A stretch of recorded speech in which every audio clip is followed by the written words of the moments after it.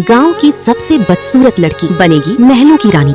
देव नारायण चंदेल सरपंच को वापस बुलाते हैं और पूछते हैं, क्या गांव में शादी के लायक कोई और लड़की है? सरपंच कहता है, अब गांव में इस उम्र की कोई और लड़की नहीं है। तभी देव नारायण की नजर नीचे खड़ी कुहू पर जाती है। वो मन ही मन सोचते हैं, देखने में भले ही ये बदसूरत है, लेकिन अंधे राजीव को तो कुछ दिखेगा नहीं, उसके लिए तो ये भी ठीक है। इसके बाद वो फिर से चंदन दास के घर पहुँचते हैं और इस रिश्ते का प्रस्ताव रखते हुए 15 लाख रुपए मुनिया दान में देते हैं। वो कुहू की माँ से कहते हैं, अगर आपको कुछ पूछना है तो पूछ सकती हैं। माँ हिचकते हुए पूछती है, मेरी बेटी काली है, जब कोई उससे शादी नहीं करना चाहता तो आप क्यों करना चाहते हैं? इस पर वो जवाब देते हैं, हाथ की 5 उंगलियां बराबर नहीं होती, आपकी बेटी में कुछ कमी है तो हमारी बेटी में भी है। लेकिन वो बेटे के अंधेपन की सच्चाई छिपा लेते हैं। माँ को मनाने के लिए वो और 5 लाख रुपए भी देते हैं। पहले तो माँ इनकार कर देती है, लेकिन जब वो कहते हैं कुहू के लिए कपड़े और जेवर ले लेना, तो वो खुशी खुशी पैसे रख लेती है। फिर वो ये बात कुहू को बताती है, लेकिन कुहू साफ मना कर देती है शादी से। काफी समझाने के बाद और माँ की खुशी देखकर आखिरकार कुहू इस रिश्ते के लिए हाँ कर देती है। उधर हंसिनी अपने दोस्तों के सामने अपनी अमीर घर में शादी का बखान कर रही होती है।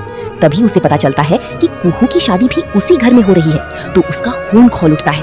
उसे अपनी बेइज्जती महसूस होती है। वो गुस्से में अपने पिता के पास जाती है और खूब हंगामा करती है। तब उसके पिता उसे समझाते हैं, जरूर उस लड़के में कोई खोट होगा, तभी बरका बाबू उसकी शादी काले कुहू से कर रहा है और रानी के साथ दासी जा रही। बस हंसिनी भी ये बात मान लेती है, लेकिन जैसे ही दोनों बेटे सामने आते हैं, कुछ ऐसा होता है जिससे हंसिनी और कुहू दोनों की होश उड़ जाती है। दोनों बहनों की किस्मत अब क्या मोड़ लेने वाली है, जानने के लिए नेक्स्ट पार्ट जरूर देखिए।